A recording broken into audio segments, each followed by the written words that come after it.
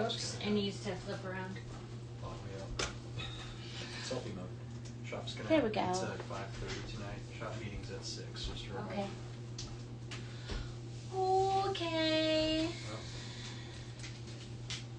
anybody yells at you because of your kitchen or something, just tell them to shove it. Yeah, exactly. I'm good at that. Yeah. I'm here to provide gardening information, not a clean house. Right? Right. Sure, you betcha.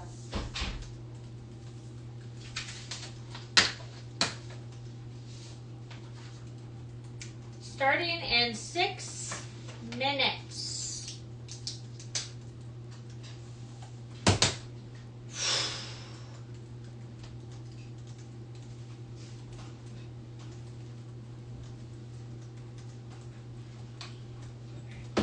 All right. You can talk to me while we're doing this. It's okay. All right. How do You're not bothering anybody. How do I get this file to you?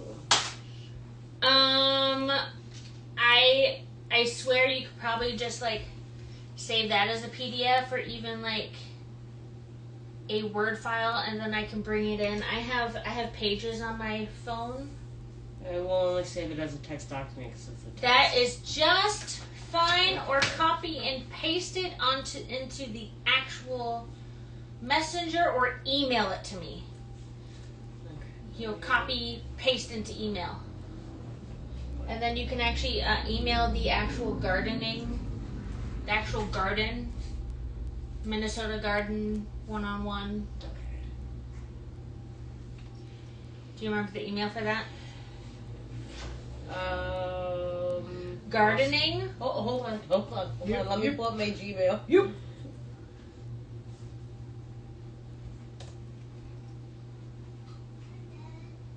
I'm pretty sure I sent it with Gmail Compose. Okay, gardening. Gardening 101. Oh, hold on. I know. Oh, sorry. got it. Okay, got it. You have sent it before. You have sent stuff before. I just wanted to make sure I was sending it from the email I sent from before. Fertilizer.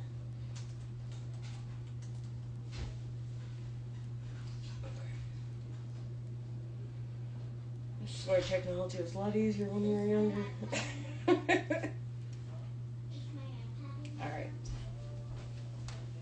That should be sent.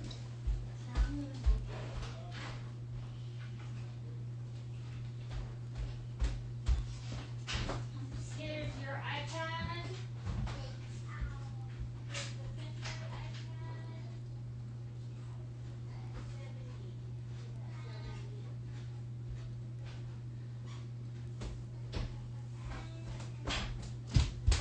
Oh, Finn's being silly in there. You're going da-da-da-da-da-da-da-da. Just the verbal stimming. Mm-hmm.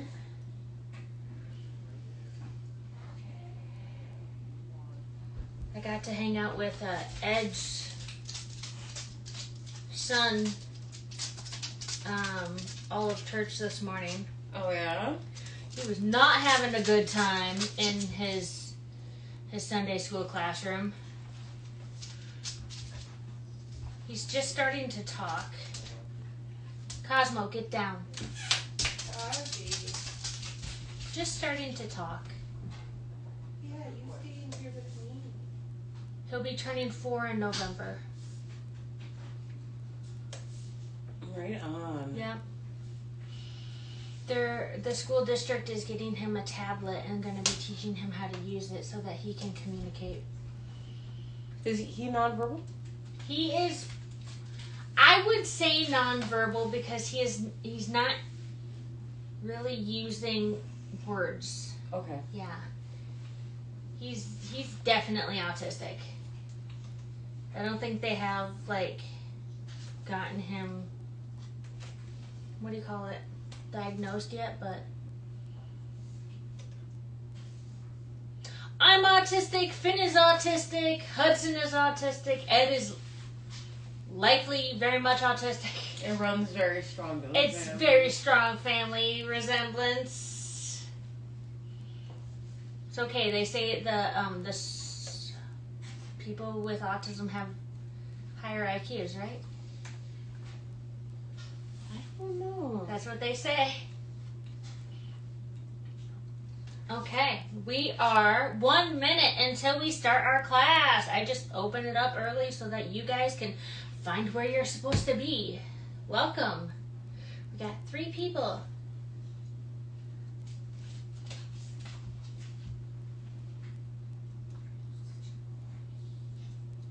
I probably got my autism from my dad. Not your mother? No, I just got your ADHD. So I'm super cool. I've never been diagnosed.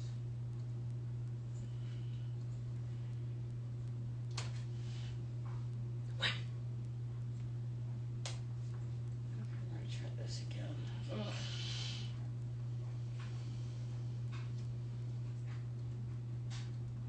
Okay, it's 1 o'clock. Yay! Okay, so now we're going to start planning the layout of your vegetable garden. Welcome, everybody. This is super exciting.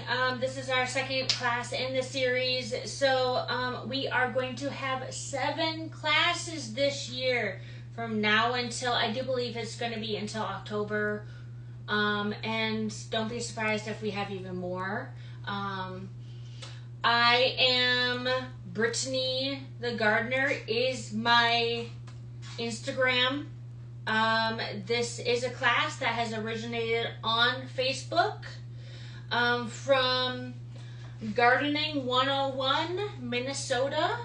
Okay, so the handout for this class is in the event page on Facebook.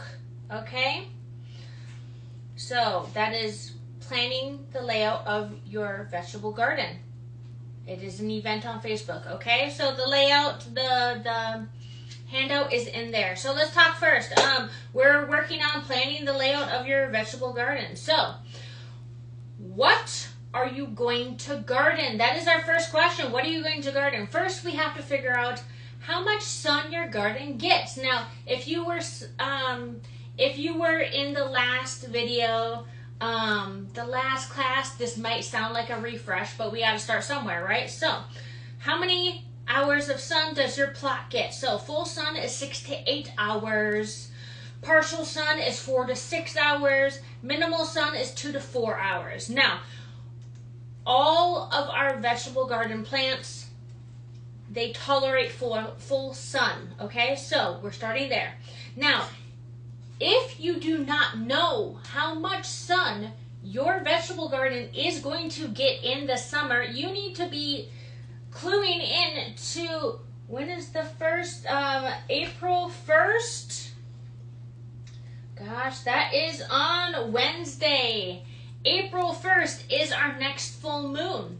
So that is when you are able to tell how much sun your vegetable garden is going to get during the summer. Because as we know right now, the sun is very far south, and it is very hard to tell how much sun we're actually going to get. So the full moon, as it's going overhead on April 1st, you will see it illuminating your garden where it will get sun in the summer. Does that make sense? So, I do have a video on that. If you have questions, feel free to ask. Let's see. So you want to, again, full sun 6 to 8 hours. Partial sun 4 to 6 hours. And minimal sun 2 to 4 hours. Now, remember, you can always container garden. So if you can't put stuff in the ground, you can always put stuff in pots. Container gardening is also raised beds, okay? So, now let's talk about this. What are you working with in regards to soil, all right? Is your current soil productive enough to sow or transplant directly into? Meaning, does it have all of the requirements your plants need to successfully grow and produce your vegetables, your fruits, the stuff that you want to eat.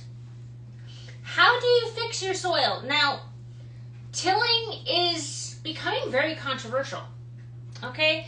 Tilling actually harms the microbes and the already functioning ecosystem inside the ground. So tilling is becoming very controversial the more we learn about bettering our soil. Do you have anything to add? Yes, actually, that may be the case, and a lot of plants will survive just fine without tilling. However, there are some plants that do require a well-tilled soil. Yeah, they require a lot of aeration, right? Yes. Yeah, fluffy soil. Which is why we're also talking about aerate your soil. And you can even do this like with a pitchfork. It might be a little bit more work. Yeah. And just for our very, very beginner gardeners, can you explain what tilling is? Tilling is mixing up the soil and getting it loose so that you can actually dig into it. Now, especially if you have grass already growing there, you might have to till the soil, or if it's already really, really dense, you might have to. And that is okay. This stuff can repair itself. But just know it is not always preferred. You can still do it though. Does that make sense, Laura? Yes. Yes. Okay, so Laura is here with me. We do this together. Okay? Aerate your soil with a pitchfork. I'm assuming everybody knows what a pitchfork is. Grab your torches and pitchforks. Amend your soil. Amending your soil with other soil or organic material. Now, if you've been clued into my posts recently on Instagram and on the Facebook, you will know that I talk a lot about kinds of compost. I have touched on it. So, farm posts is manure, composted material, all put together is farm post. Laura, could you totally put like potting soil in raised beds? Absolutely. Absolutely. Okay, you could put potting soil right on the ground. Whatever works for you, whatever you can get your hands on. I like to take the fallen leaves and put them right into my beds and leave them. What else? The biggest thing between like topsoil, garden soil, and seed starter soil is a lot of times seed starter oil is mixed in with like either peat moss or to keep the moisture in. Yes, or coconut shells. So I mean, adding that to your garden is not going to hurt anything. No, if anything, it'll help retain moisture, and it will decompose, and it will add. And hey, you might even be lucky enough to get some mold spores in there, which is not a bad thing. Mold spores to make mushrooms are not a bad thing. Okay? Fungi. Yeah. Okay, sorry. Let's see. Amending the soil. Adding fertilizer. We are working on that class right now for April 12th. And that will again be at 1 p.m. on April 12th. Okay? So, we are going to be talking more about dirt and stuff like that. But we're just at the beginning of actually like cleaning up our gardens. So to touch on that too, don't get rid of all of your leaves. Don't undress your garden yet. Your soil is still frozen. I have been putting my wood chips that have been in a huge pile in my backyard over like some of the spaces where I know is grass in my garden right now. And that pile is frozen. So wait. Okay? Wait until you see all the bugs coming out. Because our bugs, like our fireflies, do you ever wonder why we don't see any? It's because people are mowing and removing the leaves and killing the habitat that they are actually laying their eggs in. And they're going extinct. Okay, so be very careful. Wait until the bugs come out to actually be like cleaning up your garden. I know it's really tempting on those 70-degree days, but just leave it. Okay? Leave the leaves. All right, so now let's see. Container gardening. We're talking about raised beds, large pots, trellises, wall pots. So you can make a wall of pots, especially if you don't have space like a big, huge garden like I am blessed with. Let's see, towers, laundry baskets. Okay? Find stuff. I've been looking at kiddie pools, and you could totally make a kiddie pool into a raised bed. Just cut the bottom out. Lots and lots of stuff. You can make a raised bed out of logs. All right. So let's see. Keep in mind, any container garden will need to be watered and fertilized more frequently, because their resources get depleted faster because they are actually out of the soil. Okay? What if you have no space outdoors at all? Then you will go to indoor gardening. Let's see. Indoor gardening containers. Okay? Let's talk about containers. You can use any containers. What size pots? Now, some of these pots, you can use a 1-gallon pot to do basil, cilantro, thyme, lettuce, spinach, radish. Okay? Those can be all done inside. You can use a 3-gallon pot to do bell peppers, red peppers, not bell peppers, strawberries, kale, cherry tomatoes, so smaller. 5-gallon pot to do beefy tomatoes, head lettuce, bush cucumbers, and carrots. You can use a 10-gallon pot to do zucchini, cucumbers, green beans, broccoli, cabbage, and this is just a sampling, okay? 15+ gallon pot to do potatoes, peas, corn, tomatoes, watermelon. You can do all of those, okay? Somebody's following you. Thank you. Let's see. Some of those stuff for indoor gardening that we also have to keep in mind. So we also have to keep in mind for those gardening walls. They should be, they could be pallets, they could be towers, they could be baskets, pots, ladders, shelves. Okay, you can have just a regular shelf system and have pots on there. You can make your own pots out of pallets. Did you know there's so many places you can pick up pallets in the cities here that you can build so much free stuff. Okay, it's great. Humidity needs to be between 40 and 60% preferred. Let's be honest, you can totally get away with regular house humidity. That's why they have little greenhouses for plants inside houses. It's not like it needs it, like lizards or anything. Let's see, grow lights. LED grow lights are fine as long as they are full spectrum.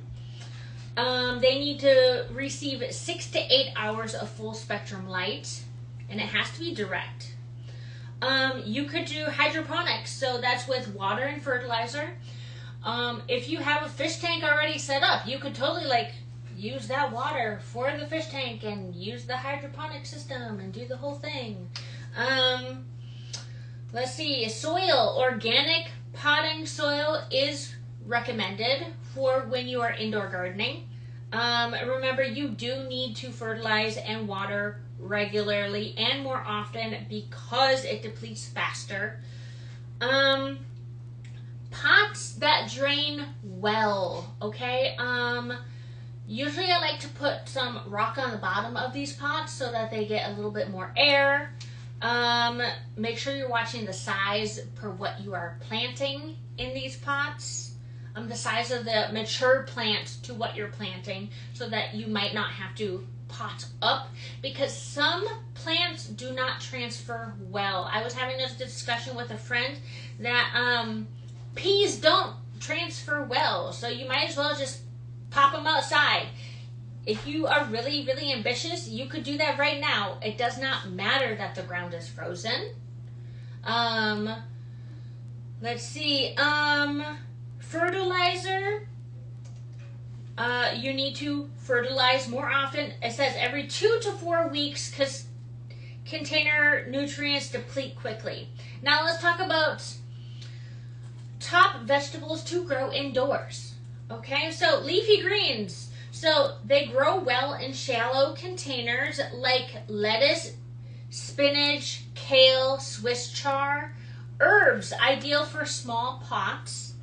That would be oregano, parsley, mint, rosemary. And compact vegetables, especially the kitchen mini varieties. Cherry tomatoes, peppers, micro cucumbers. Okay? Anybody have any questions about those?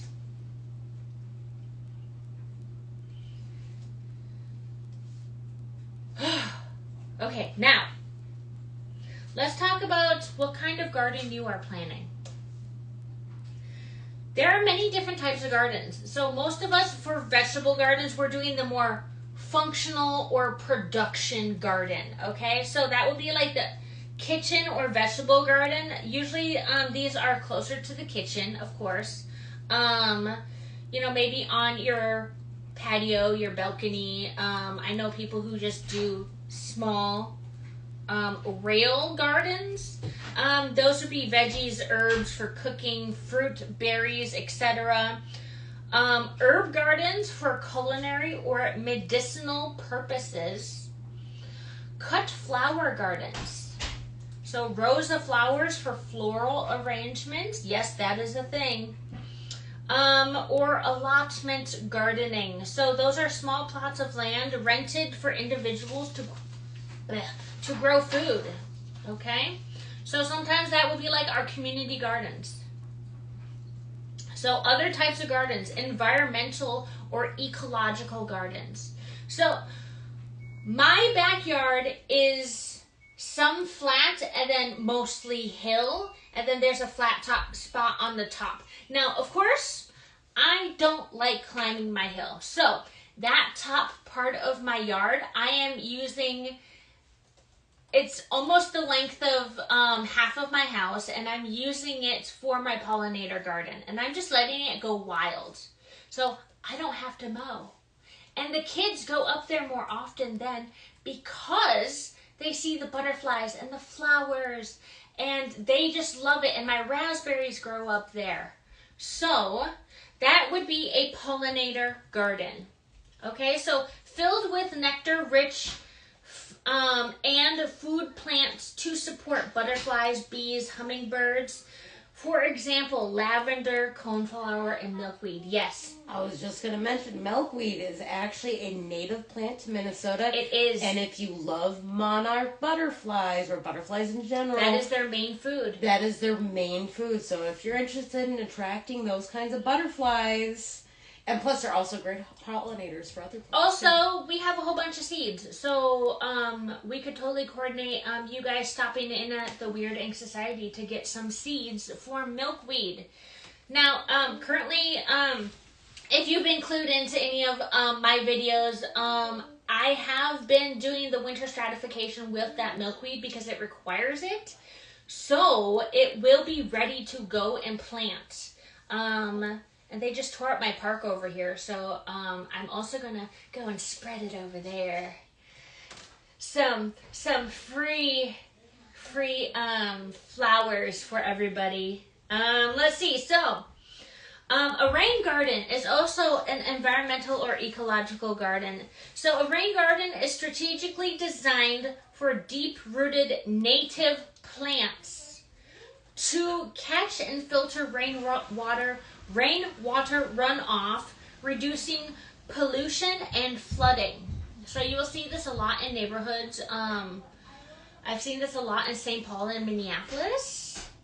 Wildlife refuge and habitat garden. That is what my mom's garden is classified as, other than cottage messy garden.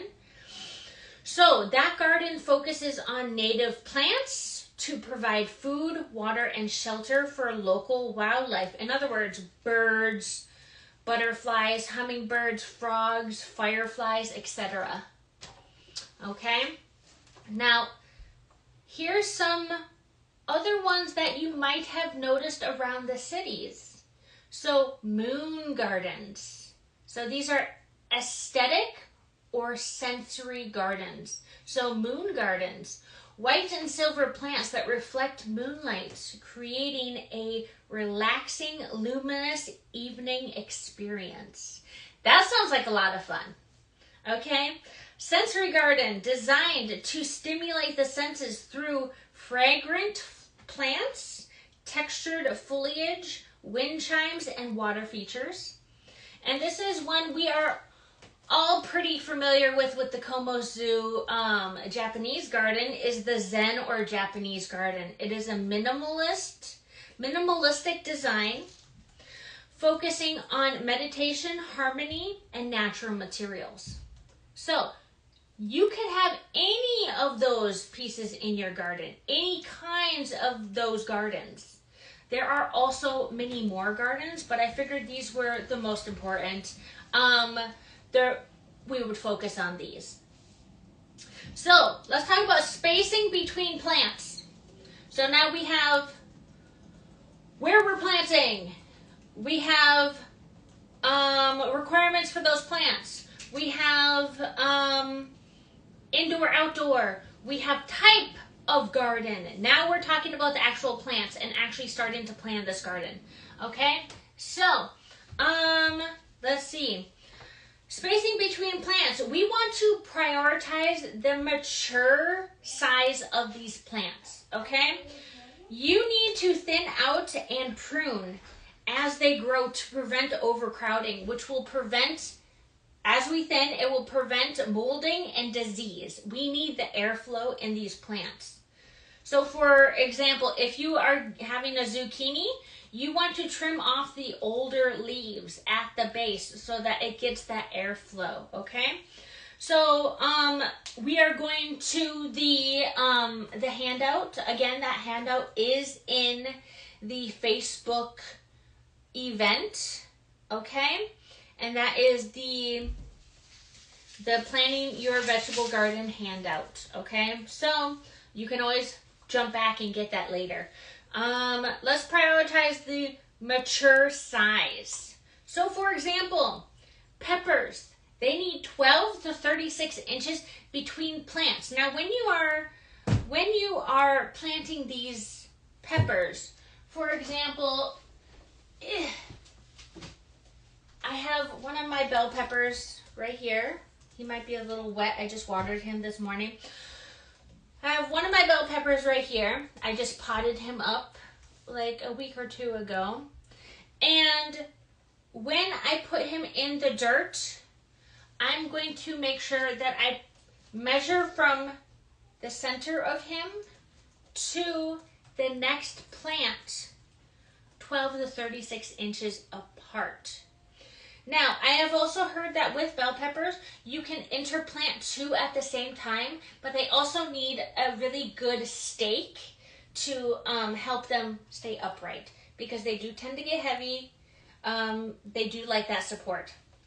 So, now for tomatoes, you need 24 to 36 inches between plants. Cucumbers, you need 12 to 18 inches between plants.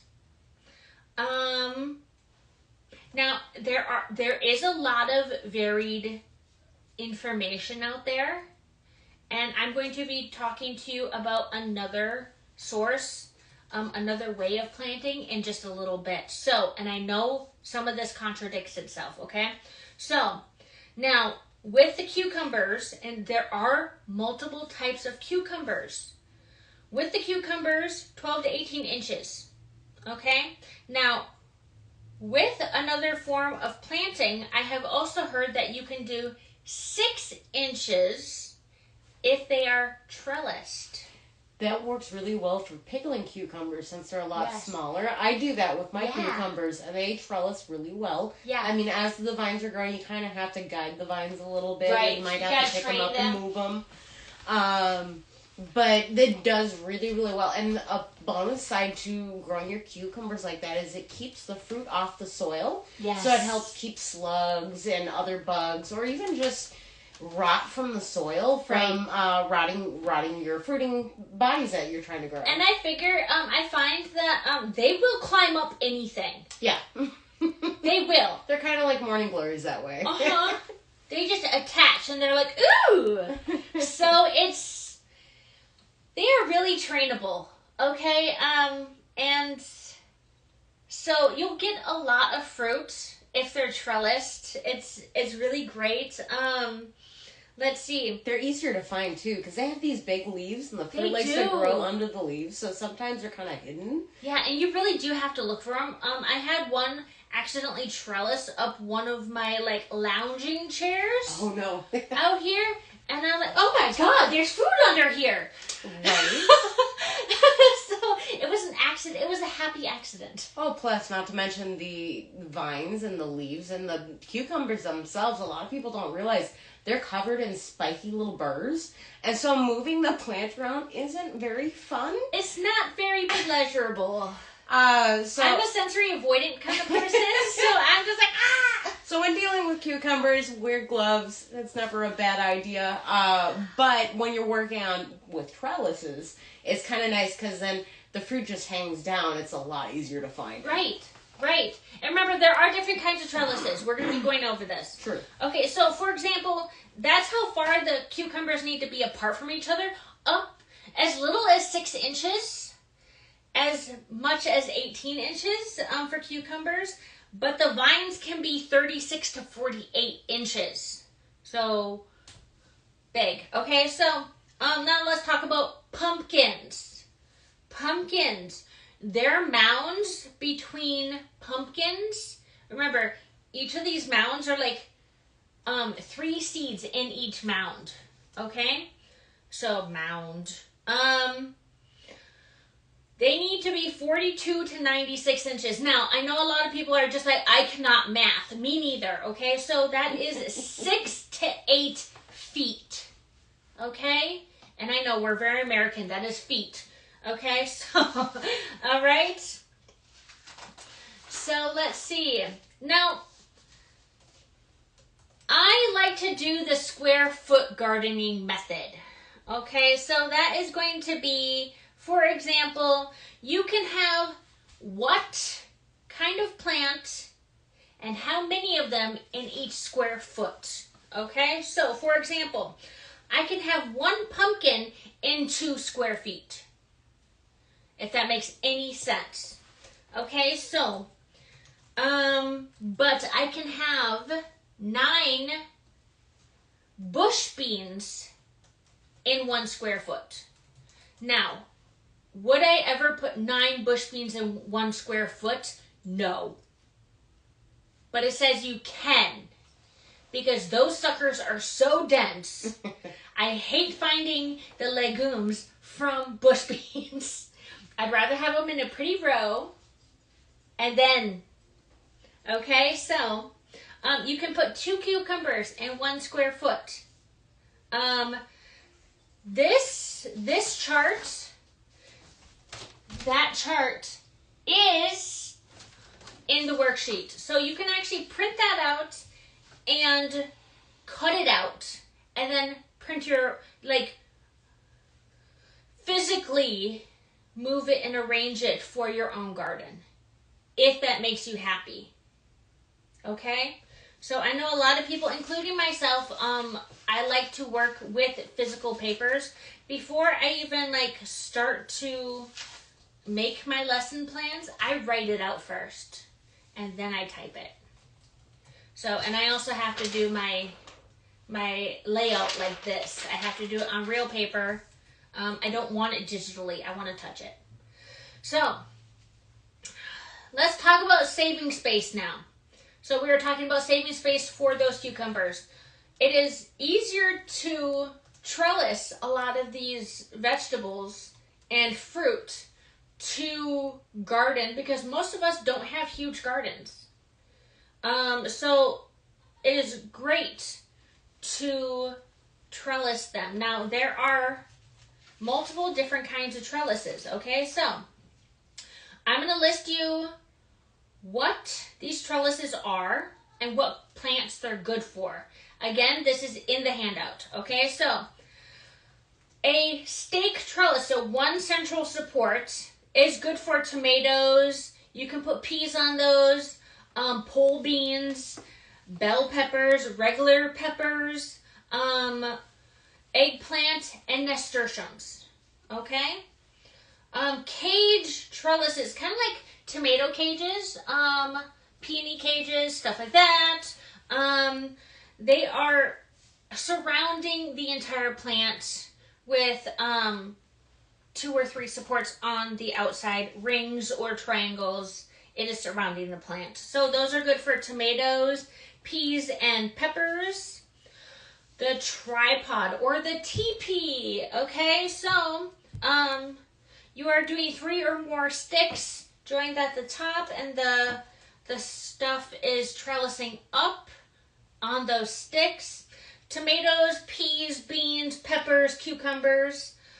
Flat trellises. So I would totally do a flat trellis for cucumbers, pole beans, melons, peas, ground cherries, and you can totally do it with tomatoes too. A-frame or lean-to. That is either you are leaning it and have a support here to hold it up, or you're doing the triangle effect with the, A-frame style, okay? So that is good for cucumbers, melons, loofah. If you guys don't already know that loofah, the kind you scrub with, is actually a plant. It is not a sea creature. I thought it was always a sea creature. Am I the only one? No, I'm sure it's not that common to knowledge. It is a plant. Okay, look it up. It's cool. Loofah, squash, beans, pole beans, tomatoes, and pumpkin can be on an A-frame.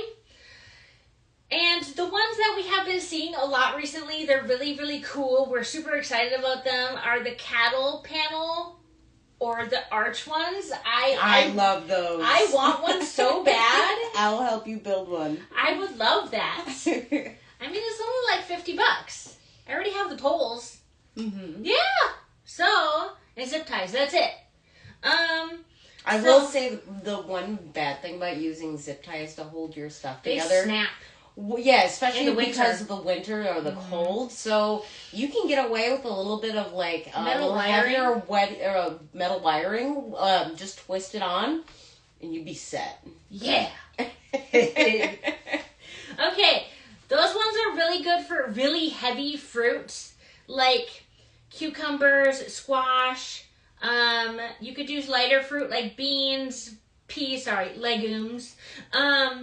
Melons, gourds, and pumpkin. Okay? Remember, anything with a seed inside them, they are fruit. So a tomato is a fruit. Fight me on it. You just don't put it in fruit salad. It doesn't taste sweet. No, it's very acidic. I don't like tomatoes. Okay. Only cooked tomatoes. Okay. Now we're going to move on. Since we're done talking about spacing now, we're now going to talk about plants that go with your main plants. So, companion planting. So, these plants are there to help your main plant to grow better. Okay? So, for example, lettuce. They can be planted with carrots, beetroot, and radishes. But lettuce also grows really, really well with, let's see, you can also put marigolds with lettuce. Okay? And the really cool thing about lettuce is that it has no major plants that it can't go with. If that makes any sense. So it doesn't have any avoid this plant with lettuce. Okay, so when we are doing companion planting, we want to make sure that we are planting inside that root zone. Okay, so for example, I want a big marker.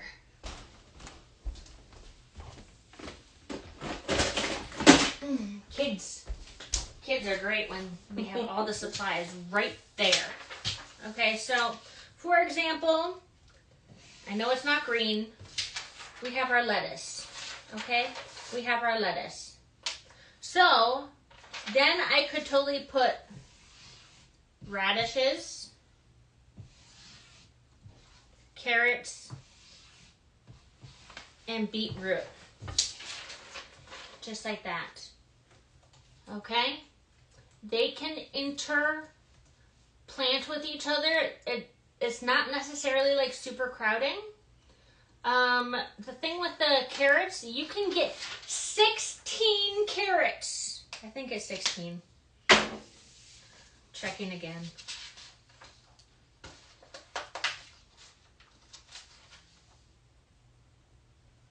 $16 carrots per square foot.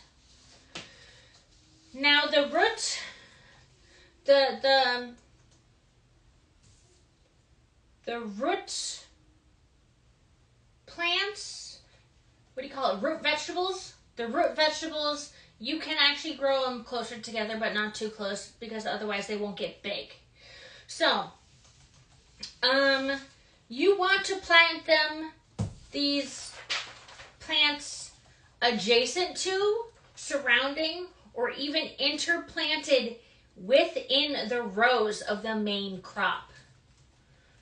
So, I would even put like a marigold right here, depending on if any of these were okay with marigold also. Okay?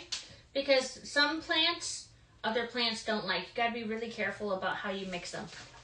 Alright, so let's talk about companion plants as all. Okay, so I'm only going to go through a couple, maybe like 7 of these, of the main varieties, main plants here. I'm not going to like talk about, for example, fennel. I'm not going to talk about fennel, but it is listed in the handout, okay? So, because this chart is over a page long. So, allium. Okay, whenever I say alliums, that is going to be like onions, okay? Chives, garlic. Those are alliums, okay? That is the Latin, I think that's a Latin family name. Or is it the genus? I don't know. I have been out of college for a very long time. I'm actually a natural resources major. I have been out of college for a very long time, over 10 years. So, so alliums, chives, onions, garlic, they go well with strawberries, carrots, beetroot, lettuce, rosemary, Swiss chard, cabbage, tomatoes, parsnips, peppers, dill, and broccoli. You want to keep them away from beans, peas, and asparagus and sage. Okay? Now, beans, they go well with aubergine. I don't even know how to say that. It is in the handout. Aubergine. I don't know.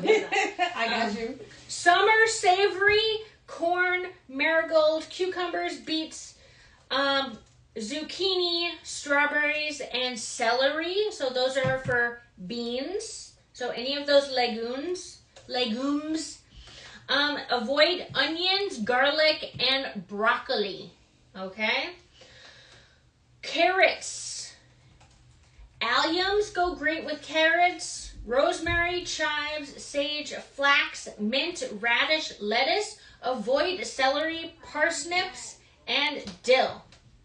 Cucumber, nasturtiums. That is a flower. Marigold, dill, carrot, sunflower. Avoid potatoes, sage, melons, and rosemary.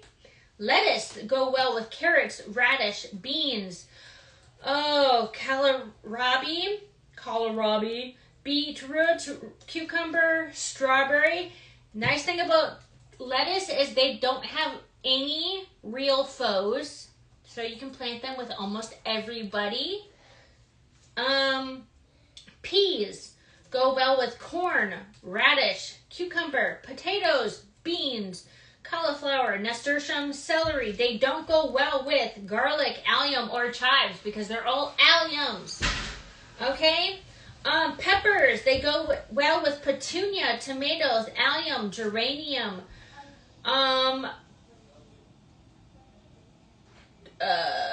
targeted, that is definitely a typo. Basil, carrot. Avoid fennel, cabbage, beans, and kohlrabi. Pumpkins, they go well with radish, buckwheat, catnip, and garlic. Avoid zucchini. Tomatoes, they go well with alliums, petunias, marigolds, basil, and parsley. Avoid corn, potato, cabbage, broccoli, dill, and cauliflower. And zucchinis, the last one we're going to talk about, goes well with borage. My husband is like, what is borage? It has a cucumber flavor. It's actually super medicinal too. My mom just said it has a cucumber flavor. So borage, dill, beans, nasturtiums, cosmos, peas, radish, sunflower. Avoid beetroot, fennel, melons, potato, and pumpkin. Okay. Now we have to remember that flowers are a very important part of planting our garden. Flowers attract beneficial insects for pollination, trap crop, and repels pests that would like to eat your food crop. Okay, so what is a trap crop? That means that flower, instead of eating your food crop, it eats the flower. So, and there are some of those that you need to, if they are on there, you need to cut them off. Very fun. So borage, we're going to talk about just a couple of these. It is in the handout. So borage, I do have the actual scientific names on these because it does matter for one of them, which is the French marigold. You want to get the French marigolds, not the regular or other marigolds, because those are the more beneficial ones. Cool, huh?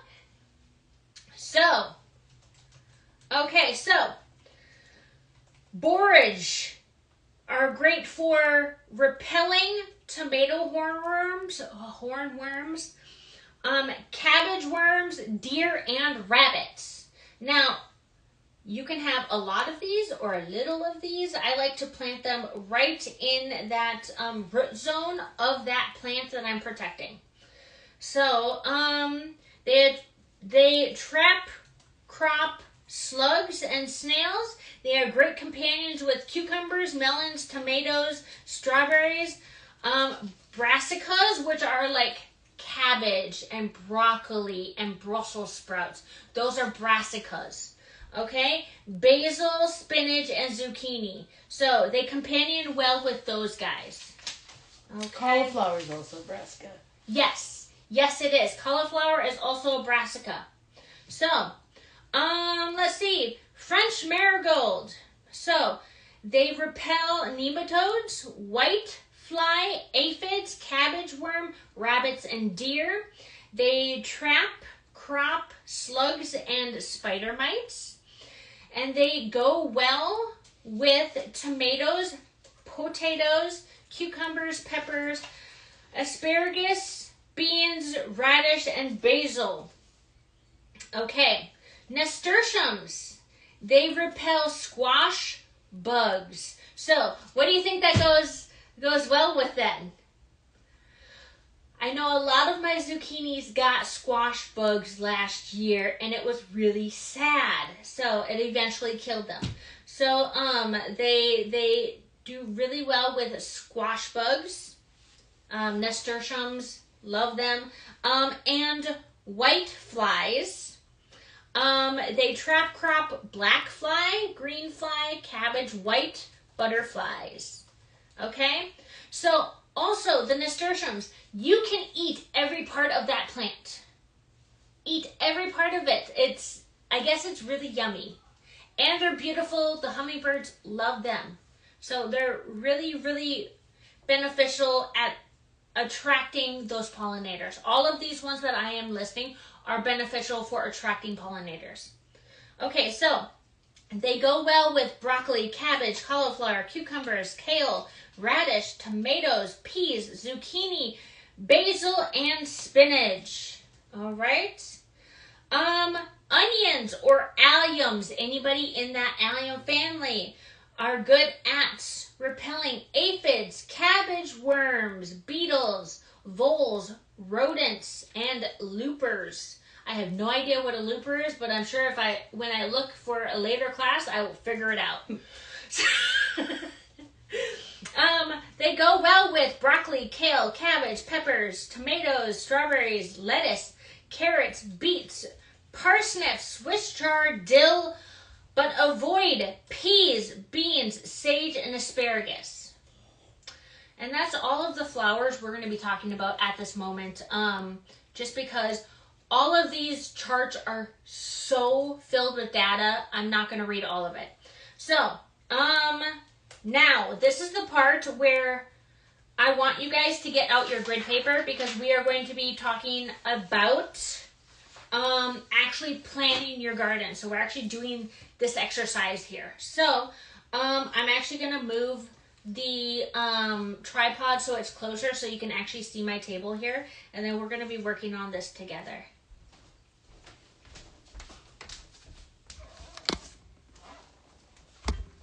All right. Okay. Should I go like this?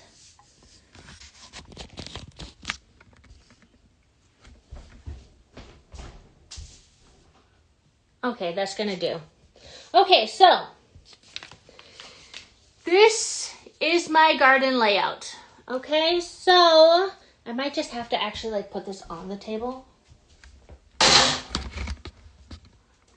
So I can go like that.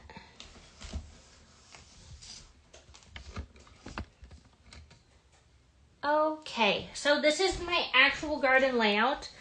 Today we're going to be focusing on this plot right here because obviously that is just a lot of stuff. So, all right. So, is that better? That's better. You're not upside down then. So our goal is to have our pepper be the main character in this situation. So let's see. First things first. I am planning my vegetable bed, which is this size, okay? So I'm actually putting it to where 4 of these squares equals 12 inches squared, all right? So when I'm doing that, I am looking to put my peppers in the middle and have them, what was it that I said? How many feet apart? Going back to this guy right here. So I'm actually actively using this right here. I'm gonna just rip that out, make that easy for myself. So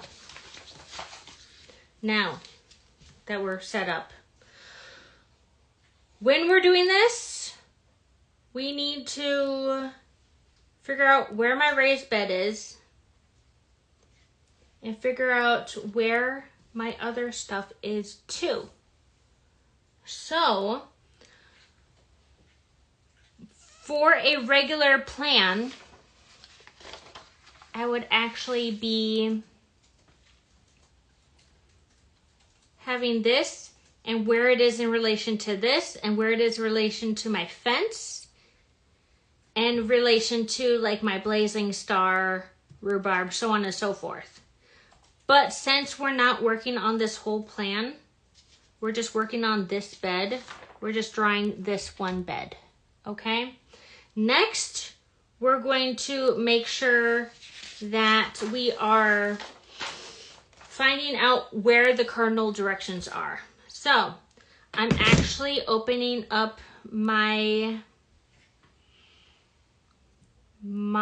compass on my phone, okay? So if you need to see that again, whoops. This is what the compass on an iPhone looks like, right there. Or you can just go over and actually type in compass and then click on the compass, okay? So now in my garden, it's actually facing that way, okay? So then I'm going to, for example, line it up with my house. My house would be way far back here, okay? So I am going to go like this and make it so that it is north, 300 at 0. And then I'm going to hold it down really tight and then draw my line. Whoops. There. And draw my line, okay? So that is my north-south. All right, so north-south. Then I'm going to do my 180 or my 90. Make sure I'm in the middle there. And I'm going to go like that. And hold it down really tight and go like that. And that is going to be my east-west. All right, so there are my cardinal directions. All right, so now we are going to go ahead and how much light does this plot of land get? Okay, now for my summer, this gets 100% full sun. Okay, so I don't have to worry about that. I just have to plant things that are full sun tolerant in this bed. Okay, that makes it really easy for me. Next, what do I want to plant here? So, I said that I wanted to plant my bell peppers. So this is where I am actually taking that chart that I had earlier, that I provided you guys in the handout. And I'm actually taking my bell pepper. And then I'm taking my onions, so my alliums, my petunia, geraniums, and marigold. Okay? I could put other things in there, but this happens to be my smallest of my 2 gardening beds that are not dedicated to really big plants like my zucchini, cucumber, and my pumpkins. So this is the only other bed that I have other than, well, my strawberries and chives. Okay. So bell peppers. So they go well with all of these, and I have to avoid those. Okay? So then I'm going to put in my peppers. Okay? So that is going to look like this. So, bell peppers. Let's go back to this page. They have to where's my bell peppers? peppers.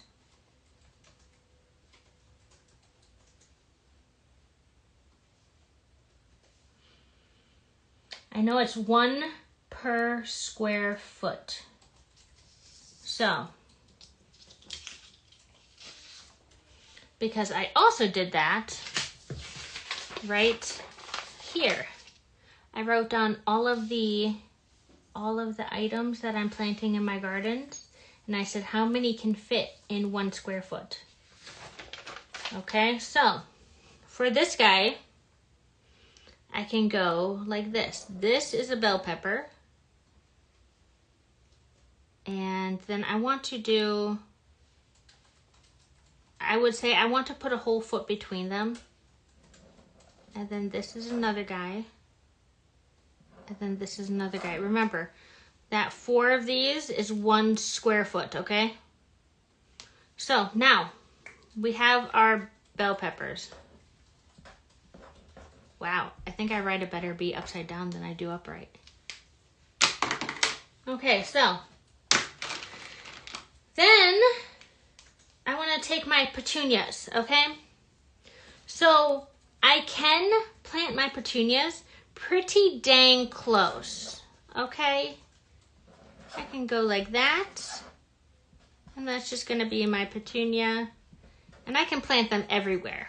It does not matter. I could plant one here, one over there. It doesn't matter. For example, okay? And then I can do my geraniums. What color are geraniums usually? We can do hot pink for geraniums, right?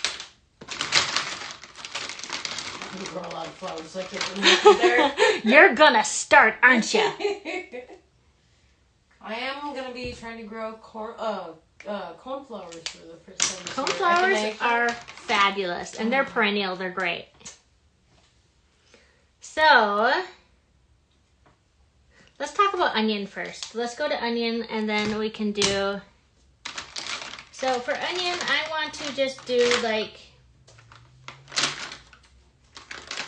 Let's just do like another green, I think, but we'll make it like a teal. Okay, make sure it's not too close to the other one. There you go, I think. Yeah, let's do this one. So I like colors. My husband's a tattoo artist. I like colors. So we can just do like onion, and I want this one for sure to be really interplanted. I can also put it on the corners here if I really want to. Okay. Just sprinkle them in. Everybody likes onion, right? Some people are like, no. That's okay. Are you Midwest if you don't like onion? I mean, my kids are... Oh, they're young yet. Their taste buds are still... Oh, I know. They're going to like it by the time they get older. Okay, then we can do our like really hot pink petunia. Sorry. Yeah, geranium. So that will be my G. GG. And I can just like all over if I wanted to. I could put it on the outside too. I mean, who doesn't like geranium? Geraniums are gorgeous. So we'll just do A for allium, because we can go crazy about that one. And the one I always want to go really, really crazy on is the marigold, because that one is so freaking beneficial. Let's see, I want a bright orange. Tangerine? Tangerine is yummy. That totally looks like a marigold. So this marigold, I'm just gonna pepper the sucker right in there.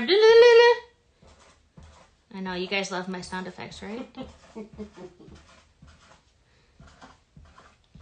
All right, so, and this one will really, really help with keeping, like, I have a mole that really wants to be friends with all of my veggies. Let's see. So that is what goes well together. And we just used my garden as an example. Okay.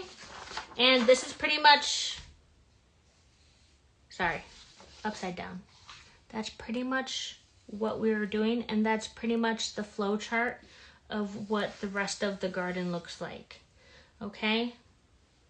So for example, I have my strawberry chives in a different garden, but they also go with lettuce. Lettuce and strawberry both go well together. They all go well together right here. So if I wanted to, I could even have lettuce in my other garden with my strawberries. So anything touching, this is what you could do before you actually start to be like, what goes well in what garden? Okay? Let's see, what else? I think that is it. Yep. Do you guys have any questions?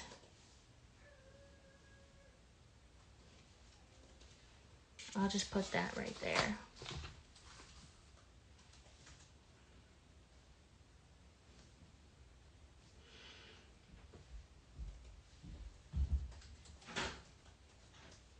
All right. If you guys don't have any questions, that is it for this class. It has been 1 whole hour. Has it been an hour already? I know. I really need a drink of water.